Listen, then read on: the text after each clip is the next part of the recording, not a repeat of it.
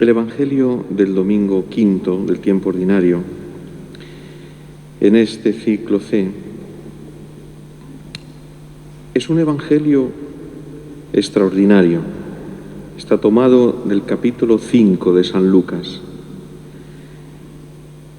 Está construido todo él con una cantidad de detalles extraordinarias. El evangelista San Lucas lo ha ido entretejiendo con gran cuidado para contar un acontecimiento importantísimo y de gran belleza de la vida de Jesús y de sus discípulos.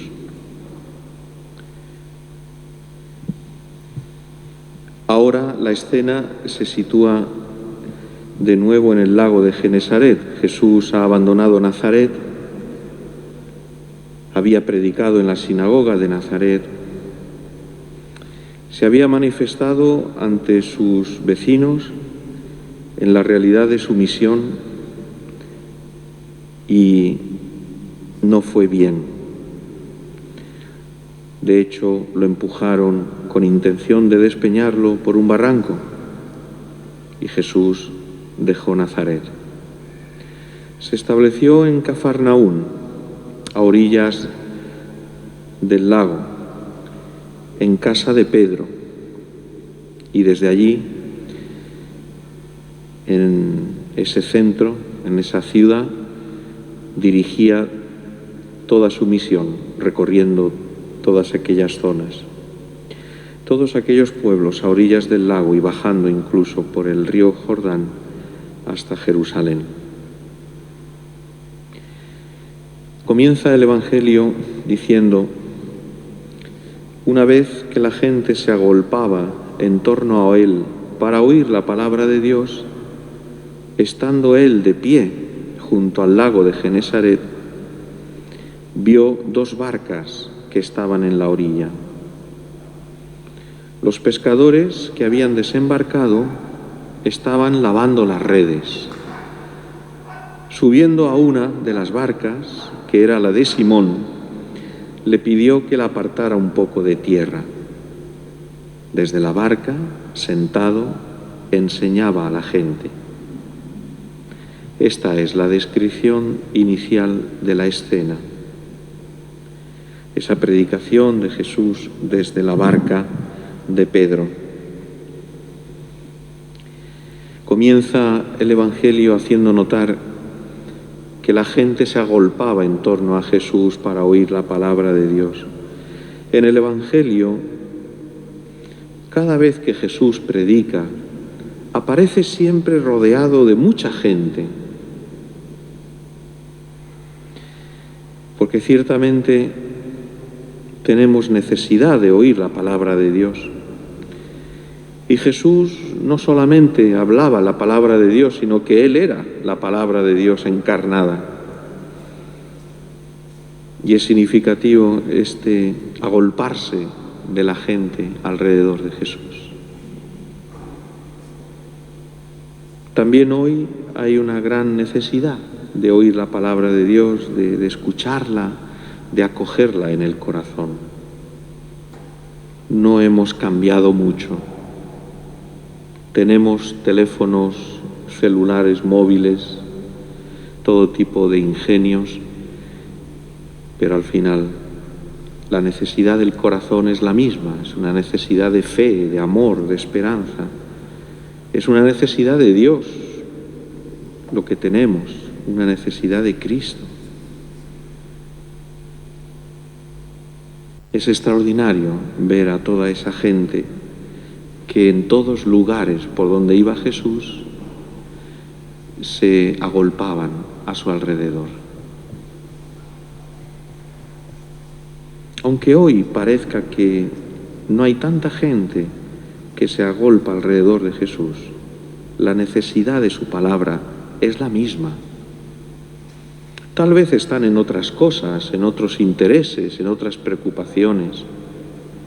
Tal vez la vida les ha llevado con distintas experiencias, pecados también, a no sentir esa voz del corazón que les llama al amor.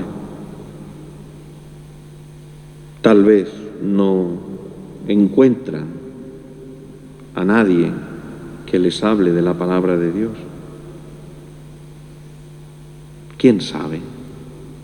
Cada uno tiene su historia, pero en el fondo esa necesidad, esa inquietud del corazón siempre está ahí y es permanente.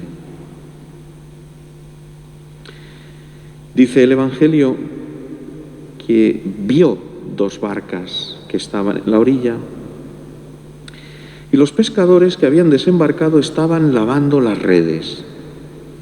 Son 2 barcas de discípulos de él, porque antes de este capítulo 5, el Evangelio de San Lucas ya nos ha presentado a Simón, a Pedro y a algunos otros de los discípulos de Jesús. Y son discípulos de Jesús que están haciendo su trabajo. Son pescadores y se dedican ahora a lavar las redes después de una noche de fatiga, de trabajo, de esfuerzo. Ese trabajo de lavar las redes es el más desagradable del trabajo de pescador, porque hay que lavarlas con cuidado y no es fácil. La mayor parte del tiempo del trabajo de los pescadores se lo lleva este esfuerzo de lavar las redes, de tanta suciedad, de tantas cosas que se le van incrustando. Y es muy necesario para que las redes estén en buen estado y puedan cumplir con su misión. Por lo tanto, es casi de alguna manera fácil imaginarse que estos pescadores no estaban de buen humor. Jesús los ve y se sube a una de las barcas, aquella que era la de Simón, la de Pedro.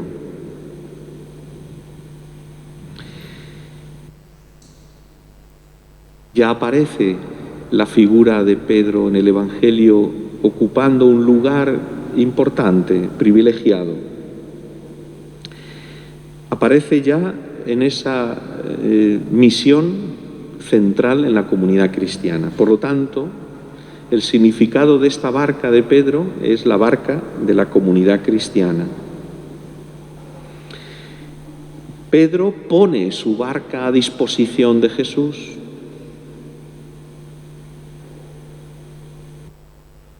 Y Jesús se sienta, le pide que la aparte un poco de tierra,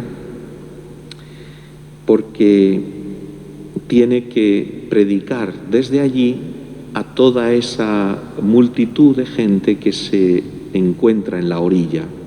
Y para que puedan oírlo bien, necesita apartar un poco la barca. Hay también un significado. La comunidad cristiana ciertamente está con esa gente, pero también, en cierto modo, la comunidad cristiana ha sido apartada un poco por parte de Jesús, la ha apartado. Dirá en el Evangelio de San Juan en la última cena: vosotros no sois del mundo, porque si fuerais del mundo, el mundo no os odiaría como a mí me ha odiado, pero como no sois del mundo, el mundo os odia. El seguir a Cristo nos pone en muchas ocasiones en una situación en la que, sin quererlo y sin pretenderlo, nos aparta un poco de lo que es la multitud, la masa de la gente. Y porque además, para poder cumplir la misión de predicar la palabra de Dios a la masa y a la gente, hay que apartarse un poco también de esa masa, porque si no, nos engulle. Y cuántas veces vemos a muchos cristianos que al final acaban pensando lo mismo que piensa todo el mundo y acaban viviendo según las modas de cada momento, de tal manera que van perdiendo poco a poco su fisonomía cristiana y se van empequeñeciendo y se van poco a poco camuflando y al final ya no se distingue a un cristiano de uno que no tiene fe.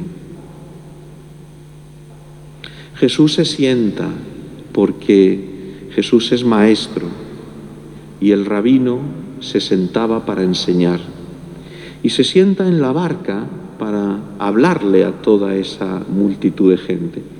No es una descripción muy realista de lo que sucedió. Es decir, hablar desde una barca apartada de tierra, sentado, es dificilísimo. La barca moviéndose por las olas y desde allí, sentado, es muy complicado poder hacerlo.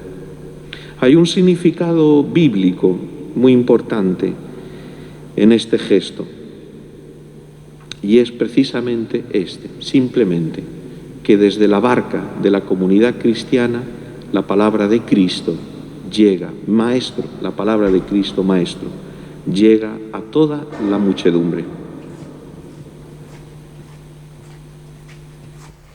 ¿Qué pasó cuando terminó Jesús de predicar? No nos dice el Evangelio de San Lucas de qué habló, pero sí que nos cuenta a continuación lo que sucedió nada más acabar de hablar.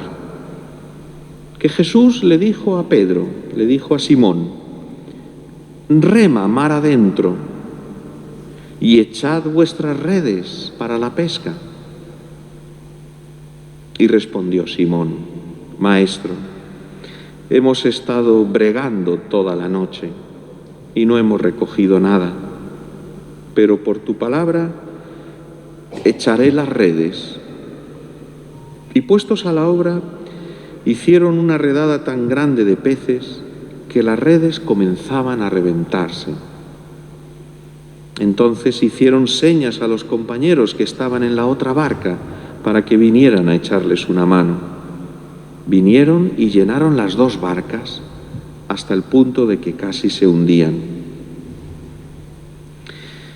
Esta es la misión que Jesús encarga a Pedro y por lo tanto a la comunidad cristiana.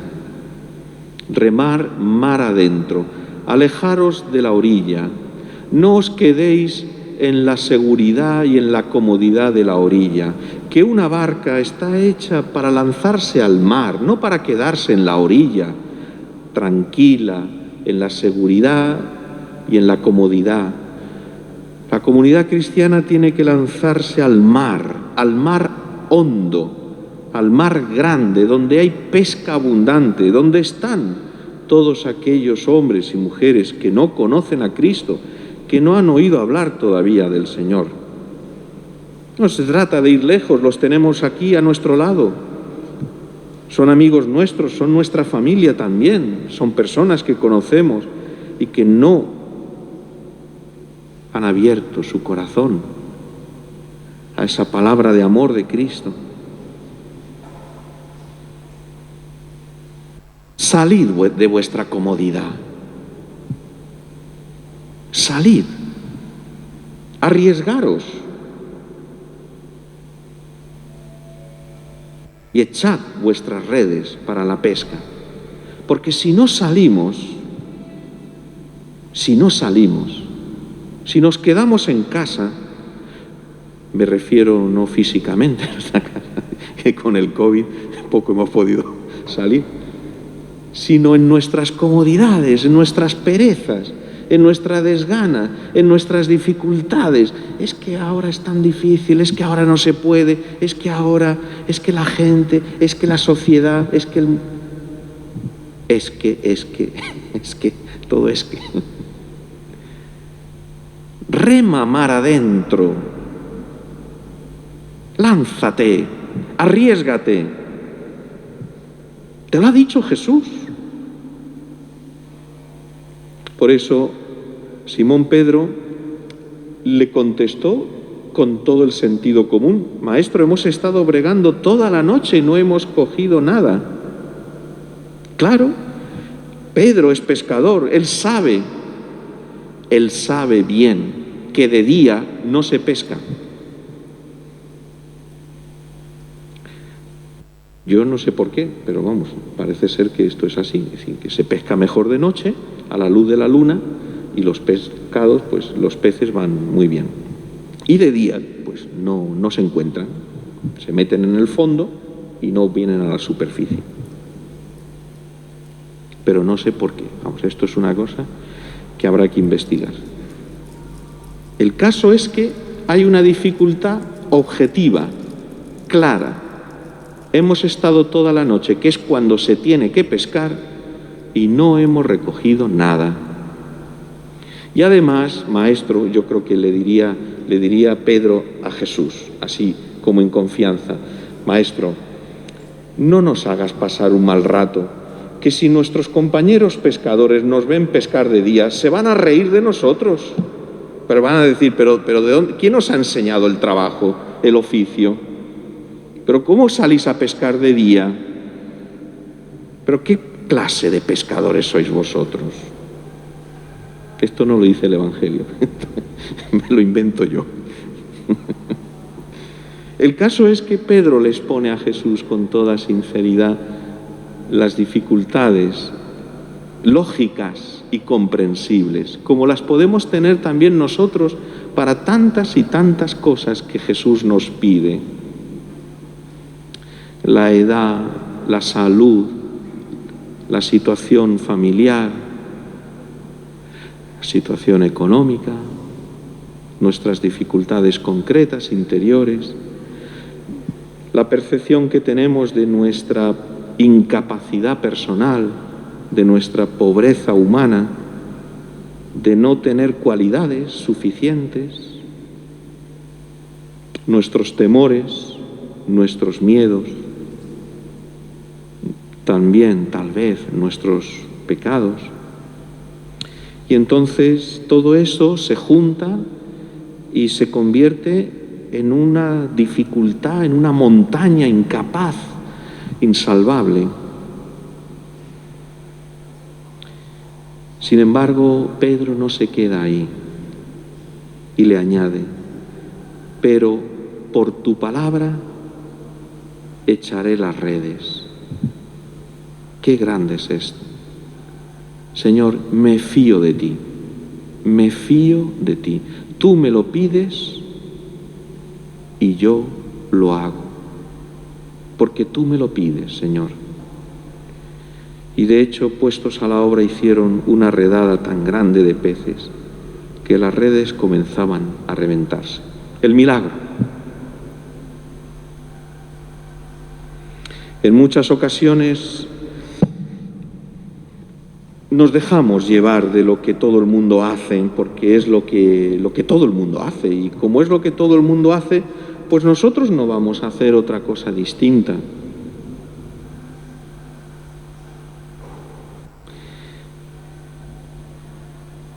El otro día, el fin de semana,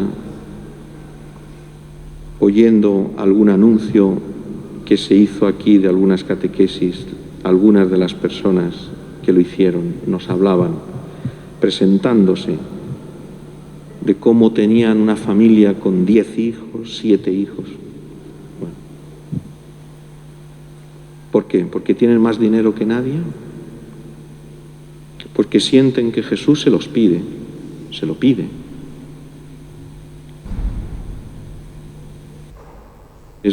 A veces es vergonzoso cuando alguien cristiano le dice a un matrimonio joven: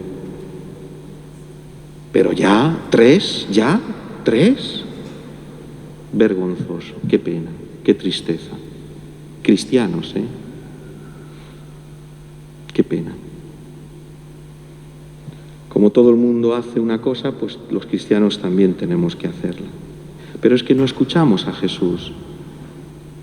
Es que nosotros no nos regimos no nos guiamos, no nos conducimos, no vivimos según lo que Jesús nos pide? ¿O es que estamos siempre mirando a ver lo que hace el mundo, lo que hace la sociedad, lo que está de moda, lo que hoy se lleva, lo que hoy todo el mundo piensa? ¿Dónde queda la palabra de Dios en nuestra vida? Son cosas importantes. Por eso, ¿qué cosas son las que nos cuestan? ¿Qué es lo que hay en nuestra vida que todavía nos impide darle algo más de amor a Jesús, más entrega, para darnos del todo? ¿Qué cosas son las que pensamos que son una dificultad insalvable, que es pescar de día en nuestra vida, que no es posible? ¿Hay alguna cosa, hay algún freno, hay alguna dificultad, hay algo que te tira para atrás, hay algo que te está impidiendo darte del todo? Es famosa la frase de San Juan de la Cruz, en la que dice: basta para tener a un águila atada a tierra e incapaz de volar. No es necesario que tenga una de las patas atada con una cuerda gruesa.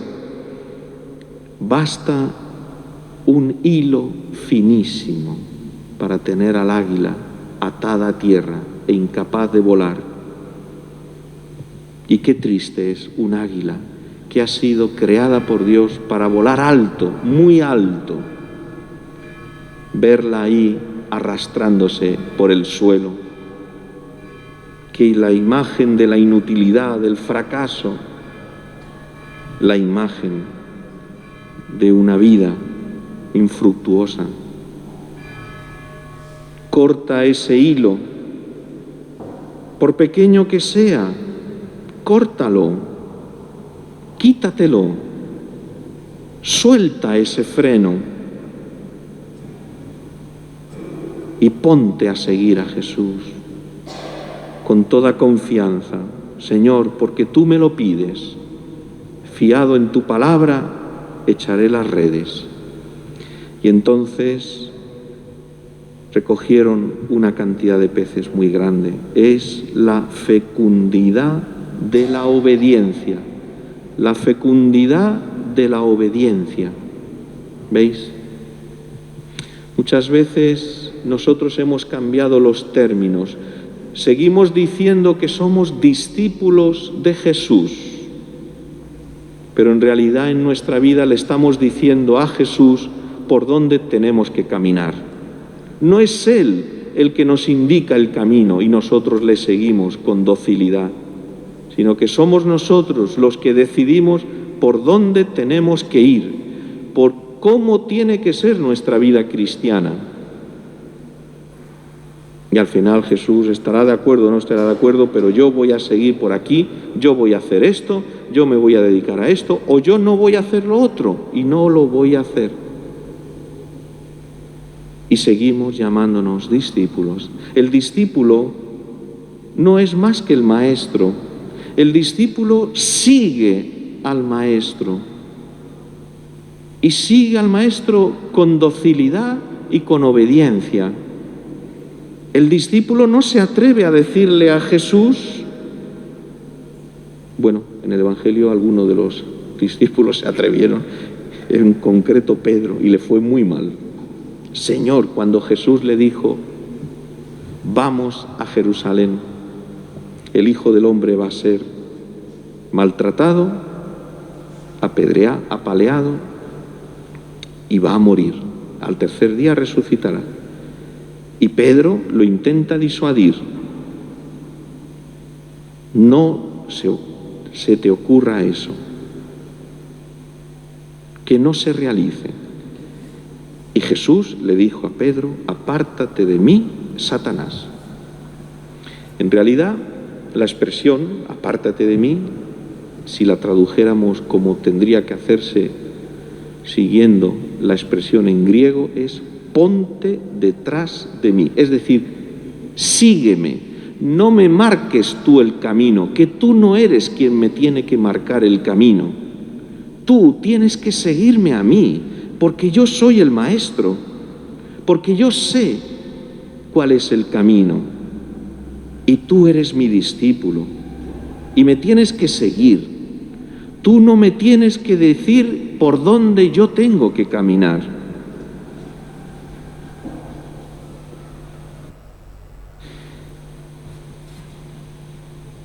La reacción de Pedro. Al ver esto, Simón Pedro se echó a los pies de Jesús diciendo: Señor, apártate de mí, que soy un hombre pecador. No es que se confesara de algún pecado concreto, es simplemente manifestarle a Jesús la indignidad que siente Pedro, el reconocimiento ante Jesús de su propia y personal indignidad ante lo que ha realizado Jesús en su vida. También Pablo reconoció su indignidad porque él había perseguido a la Iglesia y Jesús lo había convertido en apóstol, pero no dejó de tener siempre presente Pablo toda la gracia y todo el amor inmenso que Jesús le había manifestado. Y así decía él: llevamos un tesoro en vasijas de barro. Nosotros somos esas vasijas de barro que valen más bien poco, pero llevamos un tesoro. Fíjate cómo ahora Pedro entiende más a Jesús.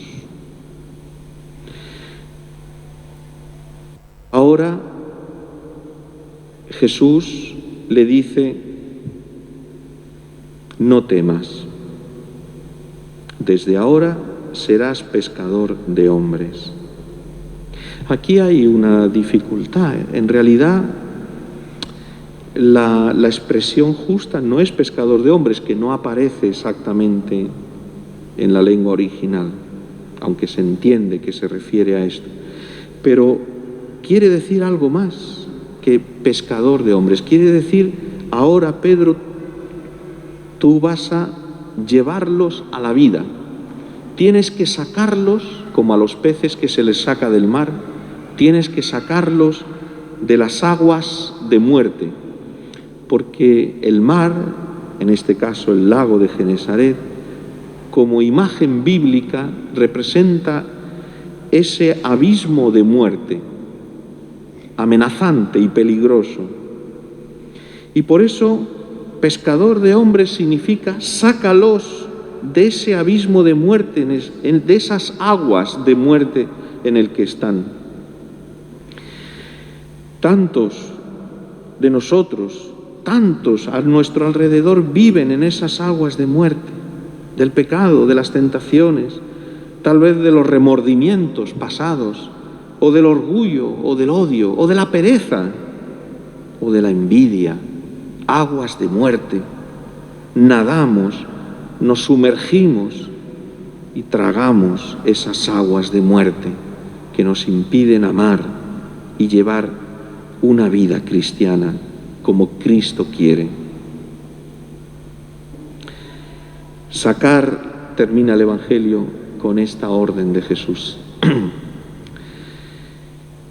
Con esta orden, no, con esta descripción de lo que hacen los discípulos. Sacaron las barcas a tierra y dejándolo todo, lo siguieron. Esta imagen de las barcas ahora ya en tierra. Los discípulos las han dejado allí. Antes les había pedido Jesús que remaran mar adentro. Ahora ellos, una vez que han conocido a Jesús, esas barcas las dejan en tierra porque la vida de sus discípulos ha cambiado y ahora siguen a Jesús y ahora se dedican a ir por todo el mundo a predicar el Evangelio, que es la única red verdadera, el Evangelio. Ahora los discípulos lo dejan todo y le siguen. La expresión que utiliza el Evangelio es de una radicalidad absoluta.